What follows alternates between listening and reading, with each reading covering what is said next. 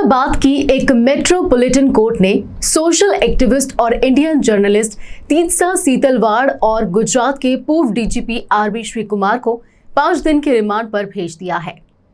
तीस्ता सीतलवाड़ वही जर्नलिस्ट हैं जिन्होंने गुजरात दंगों में नरेंद्र मोदी की भूमिका की जांच करने की मांग की थी।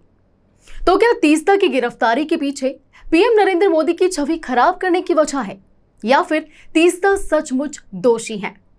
इससे पहले आपको ये पूरा मामला समझा देते हैं जिस पर इस वक्त सरकार की खूब मिट्टी पलीत हो रही है। सबसे पहले बात करते हैं कि आखिर तीस्ता सीतलवाड़ है कौन, उनका जन्म कहां हुआ, उन्होंने कहां से पढ़ाई की, ये सब विकिपीडिया पर ऑलरेडी अवेलेबल है। इसलिए आपका ज्यादा समय ना वेस्ट करते हुए डायरेक्ट मुद्दे की बात करते हैं। 2002 से ही तीस्ता सीतलवाड़ गुजरात दंगों के पीड़ितों की लड़ाई लड़ रही हैं। उन पर विदेश से आए पैसे के दुरुपयोग और धोखाधड़ी का आरोप लगाया गया है।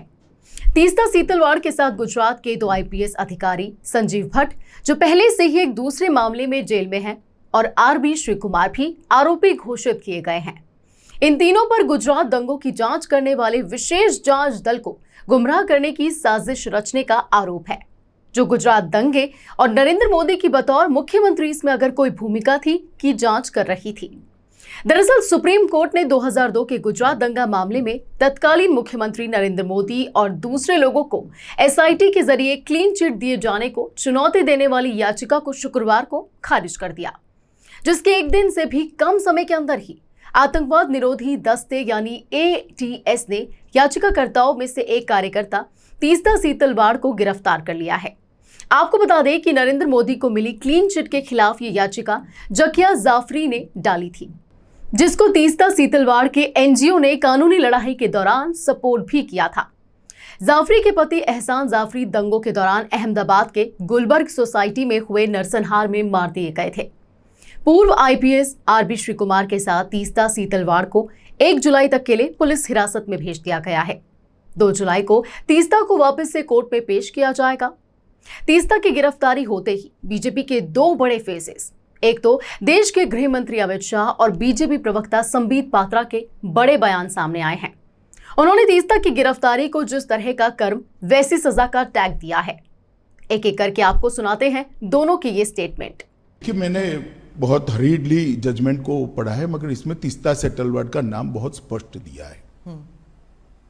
तीस्ता सीतलवाड़ की एनजीओ थी, नाम तो मुझे मालूम नहीं है उनका।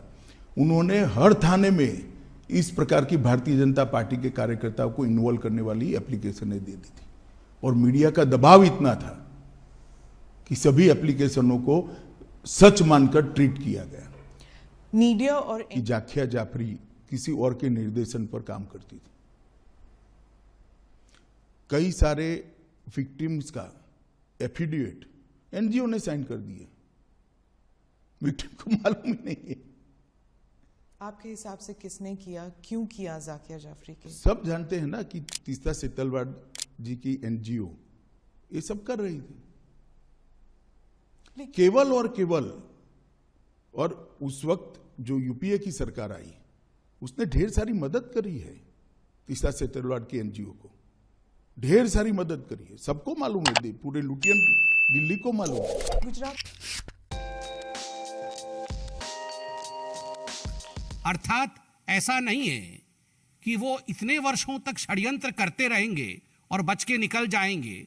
जो उन्होंने किया है उसका कर्मफल इस देश के कानून के हिसाब से उन्हें भी भुगतना पड़ेगा।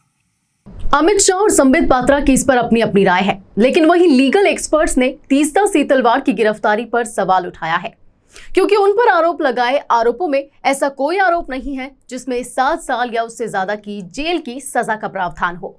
दूसरी तरफ तीस्ता सीतलवाड़ ने गुजरात एटीएस के खिलाफ शिकायत दर्ज कराते हुए ये कहा है कि वो उनके घर में घुसे और उनके साथ मारपीट की।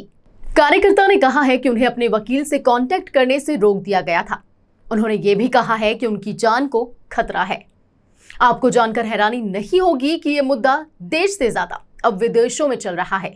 ह्यूमन राइट्स डिफेंडर्स पर यूनाइटेड नेशन की विशेष दूत मैरी लॉरर ने गहरी चिंता जताते हुए कहा कि तीस्ता नफरत और भेदभाव के खिलाफ एक मजबूत आवाज है। गुजरात पुलिस और सुप्रीम कोर्ट के इस फैसले की सिर्फ भारत देश ही नहीं बल्कि विदेशों में भी कड़ी आलोचना हो रही है।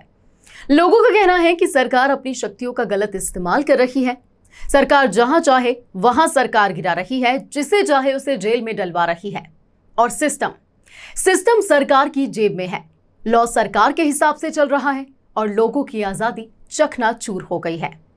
आपका तीस्ता सीतलवाड़ की गिरफ्तारी पर और गुजरात दंगों में उठाए उनके मुद्दे पर क्या कहना है? क्या पीएम मोदी को क्लीन चिट देना सही फैसला था या नहीं? अपने ओपिनियंस शेयर कीजिएगा हमारे साथ नीचे कमेंट बॉक्स में। आप देख रहे हैं ग्लोबल नाउ 24/7 और मैं हूं आपके साथ प्रांजल आर्या। आज की वीडियो में फिलहाल इतना ही। धन्यवाद।